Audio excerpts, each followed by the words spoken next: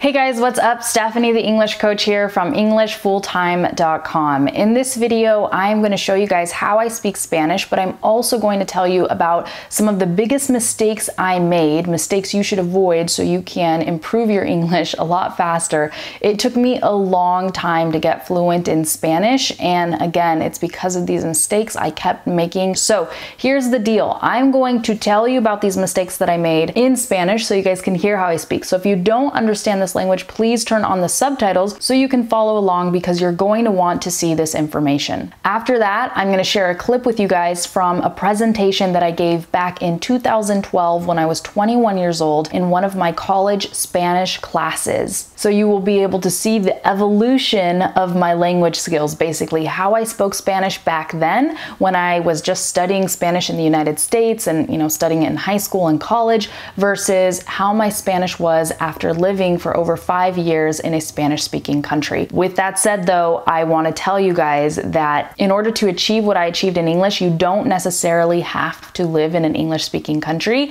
and this is going to be related to one of the mistakes that I made. I basically thought that in order to learn Spanish, I had to live in a Spanish-speaking country, and there were just so many misconceptions, so many things that I thought were true that really weren't, okay? So turn on the subtitles in English if you don't speak Spanish, and let's get started. Bueno, primero quiero contar que mi familia es de Argentina. Mis papás nacieron allá, pero inmigraron a Estados Unidos antes de que yo naciera. Y como sabían muchos idiomas, alemán, inglés, español, francés, nos enseñaron el inglés solamente porque era lo más fácil. Y cuando yo tenía 14 años me di cuenta de que yo no hablaba el idioma de mi familia, así que me puse las pilas y dije, no, tengo que aprender este idioma. Quiero poder comunicarme con mi familia, quiero ir a visitarlos en Argentina algún día. Así que empecé a estudiar el español en un programa que era para hispanohablantes, que para mí era un programa de inmersión. Hice 3 años en esa clase. Después fui a la universidad para seguir estudiando español. Yo pensé que la única forma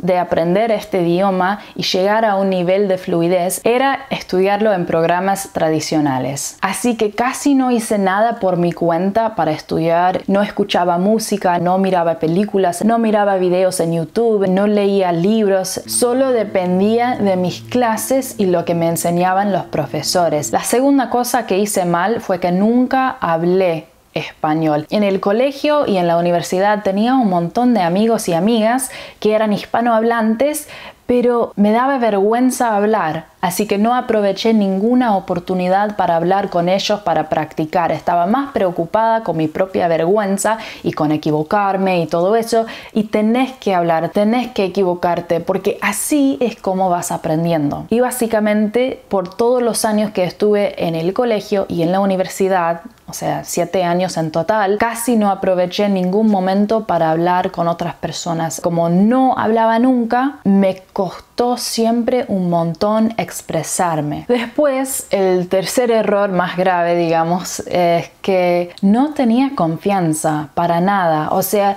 yo estaba aprendiendo algo nuevo, pero mi expectativa era que iba a poder hablar perfectamente desde el primer día o no sé qué, porque cuando uno está aprendiendo no es un experto, no sabe todavía, va a equivocarse. Pero yo no tenía la paciencia conmigo misma para pasar por ese proceso. Honestamente, es muy triste porque podría haber aprendido mucho más rápido, podría haber tenido mejores experiencias, pero estaba tan preocupada con equivocarme o con decir algo mal, qué sé yo, que casi que no disfruté el proceso. Y después de vivir 5 años en Argentina, me di cuenta de que hoy en día no hace falta, realmente no hace falta ir a un país donde se habla el idioma para aprenderlo bien. No tenía que hacer todo lo que yo hice para llegar a este nivel. Hice todo lo que uno piensa que es necesario, todo lo tradicional, ir a estudiarlo en la universidad, ir a un país hispanohablante, y ahora me doy cuenta que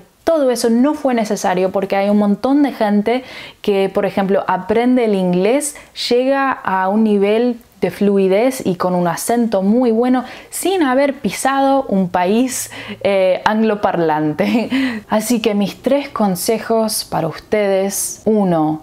tenés que consumir un montón de información en inglés. Tenés que ver videos en inglés, tenés que escuchar música en inglés, tenés que hacer todo en inglés. Todo lo posible que podés hacer en inglés, hacelo.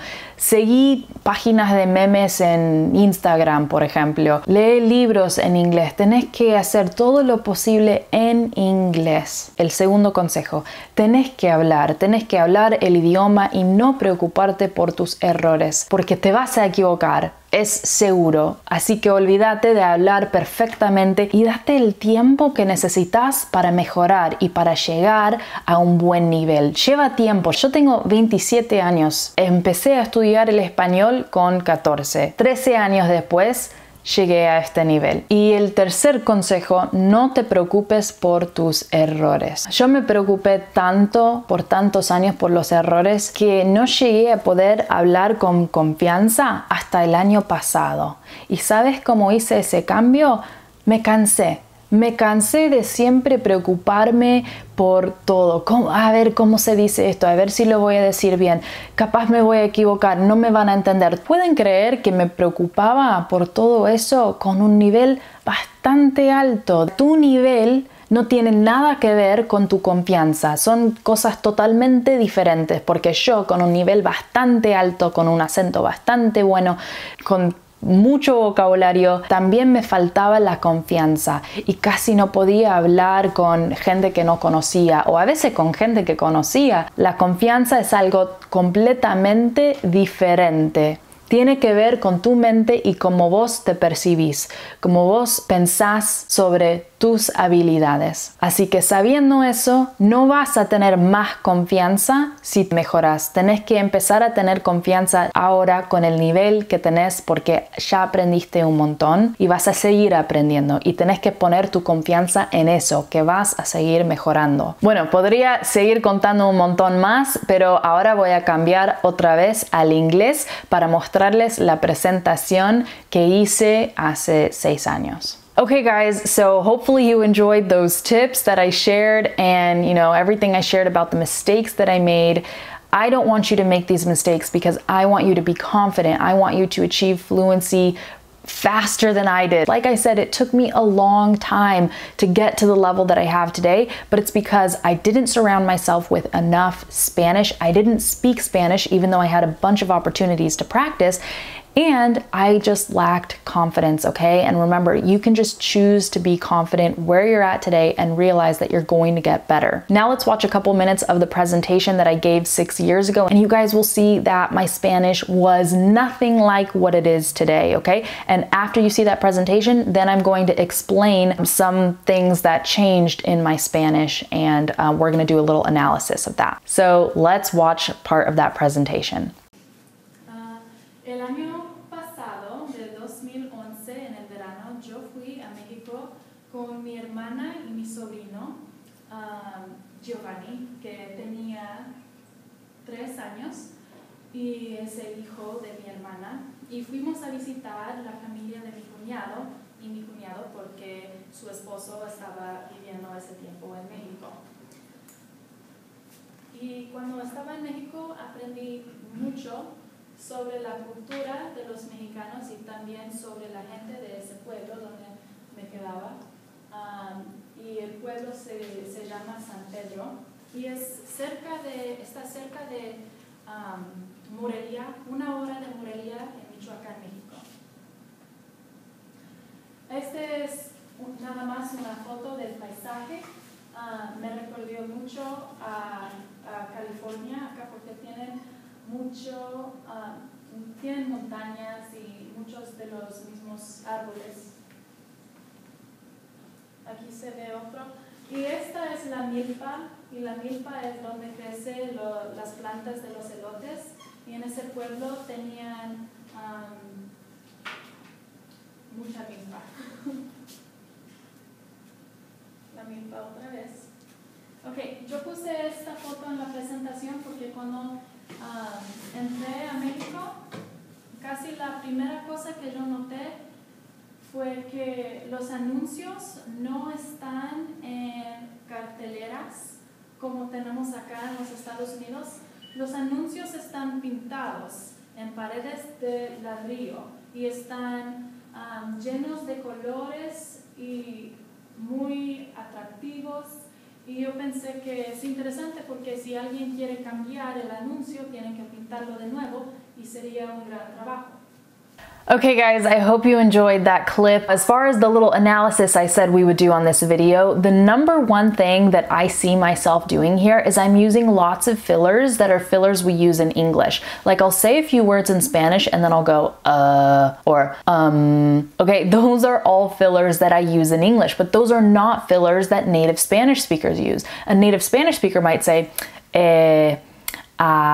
or something like that, okay? So the fillers in languages are different, and if you want to sound more like a native speaker, use the fillers that we use in English. The next thing I notice in this video is my lack of fluency. I just pretty much had a basic vocabulary. I struggled to make complex sentences. I mean, sometimes these sentences aren't even complex, but because I learned Spanish through traditional classes and because I was only able to speak with whatever grammar they taught me, if I wasn't at a certain level yet, then I didn't know how to say something, right? And so in the video, I'm constantly searching for words. I'm constantly searching for terms. I struggle to make complete sentences without really thinking about what I'm going to say. I'm translating in my head. I even have a piece of paper in front of me with vocabulary in case I forget it. And at one point in the video, I even have to look at it to remember a word that I was going to say and be able to use it, because I had not internalized the Spanish language yet. And internalizing a language happens after years of absorbing that language and using that language, okay? Which I, as you know from this whole video, I didn't really do any of those very much, okay? So the last thing I want to talk about regarding how my Spanish has changed from what it used to be in this video clip that you guys just saw to what it is now, it really has a lot to do with my intonation, the way that I speak, the quality of the sounds that I make, okay, and the vocabulary. After being surrounded with one type of Spanish, Argentine Spanish, for so long, I really adopted the Argentine way of expressing ideas and speaking. So now, for example, if I want to say the word bus, I used to say autobus because that's what I was taught from the textbook. But nobody in Argentina says that. In Argentina, they say colectivo, or if they're gonna say bus, you know, using the slang term, they'll say bondi. I didn't learn any of those in a textbook ever. So that is one way that my Spanish has changed. My vocabulary, my intonation patterns, everything is very Argentine, but that's because I focused on learning that Spanish. Now, here's the thing. A lot of you might think, oh, well, you lived in Argentina for 5 years, so of course you were able to get good at Spanish. Of course you were able to improve your accent. Of course you were able to learn the vocabulary, but that's not the reason why I achieved all of this. I achieved it because I made it a point to work on my accent. I paid attention to the vocabulary that they were using. I incorporated it. I remember the first few weeks I was in Argentina and I would hear words and I would go, oh my gosh, you know, that's not what I was taught. That my teacher taught me something else. And then I was confronted with a decision. Am I going to keep using the Spanish that my teacher taught me, or am I going to adopt the way that they say, you know, this word in this country? And so I decided to let go of everything that I was taught in my classes and to simply absorb the language the way that it's spoken by the people that are from there. Now, lots of people live in foreign countries and they never acquire the accent. They never change the vocabulary they use. They keep using the textbook vocabulary that they learned, even though they hear that other people don't speak like that, okay? So there's a bunch of people that live in the United States and have lived here for 20 years, 50 years, and they still don't speak English, or they don't speak it fluently, or they have a heavy accent. What you achieve really is up to you. It's what are your goals? What are you trying to achieve? And how much do you work at it? When I first got to Argentina and I didn't have the accent that I have today, I worked for this, you know, I really listened and I would practice, and it was so frustrating, but I did not give up. And that's why I got to where I am today. Most people, when it comes to pronunciation, they just give up, okay? One, because it pushes you out of your comfort zone, and two, because it's hard. And you have to make sounds with your mouth and with your tongue and your lips that you've never made in your entire life. It's hard, okay? So if you give up, or if you just don't care about it, you're not going to get to that really high level. That's just the truth. Okay, so this video is already long enough. That's all I have time to share with you guys today. But if you want a guide on practicing your English with native speakers, because this is, you guys, like the one thing that's really going to help you practice your pronunciation, pick up vocabulary from native English speakers, build your confidence. If you want a guide on how to do this, I have one on my website and I'm gonna link it below, okay, in the description. So check it out. It is the most popular guide on my entire website. It's absolutely free for you to download, and it's going to give you lots of tips on how to meet native English speakers using the internet, okay? Ways that I recommend, ways that I don't recommend, how to get people to actually talk with you, because people will talk with you, but you just, you have to be strategic. You can't just say, hey, will you practice your English with me? Okay, there are better ways to do this. So there's a whole guide on my website about how to do this. If you want it, it's in the description. And that's it, you guys. I'll see you in another video. Thanks for watching. Bye.